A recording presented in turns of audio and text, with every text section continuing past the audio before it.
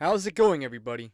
I'm Sam Lee, reading for writer Jaydyn Spisak, and welcome to Gaming Instinct's How to Slay series for Monster Hunter Rise. In today's episode, we teach you to take on the Royal Ludroth.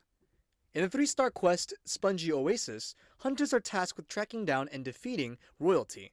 It's fitting then that this serves as the introduction to the water-based Leviathan, Royal Ludroth. Here's what to expect when dealing with this monster. Royal Ludroth will always be drawn to water, as its main stores water to keep the beast from dehydration.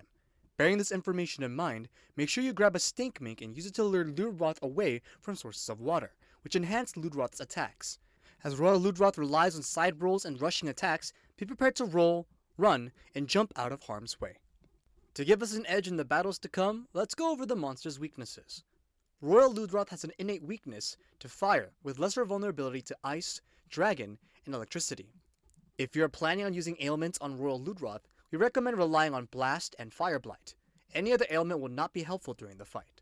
When targeting Royal Ludroth, make sure to aim for its water mane and tail, as these will all increase damage against the beast.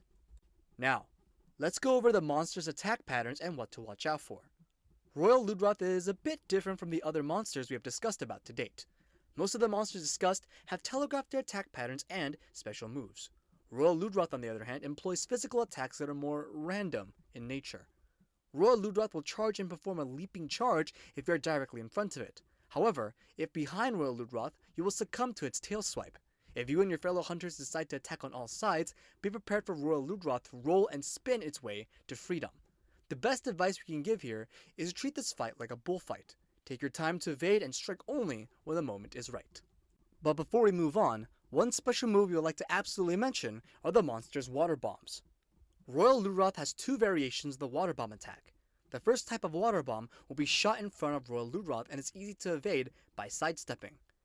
The second variant, however, is a little trickier, as it involves Royal Ludroth spitting out 3 bombs in random directions.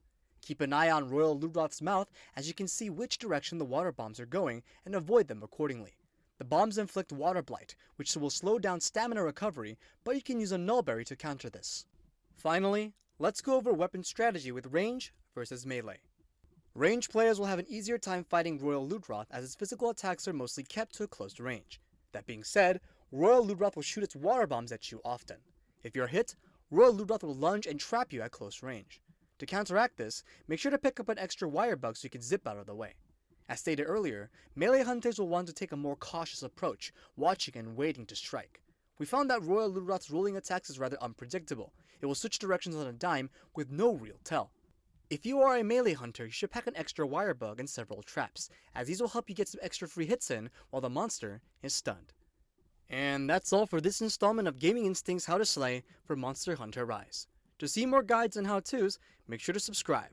Until next time, happy hunting.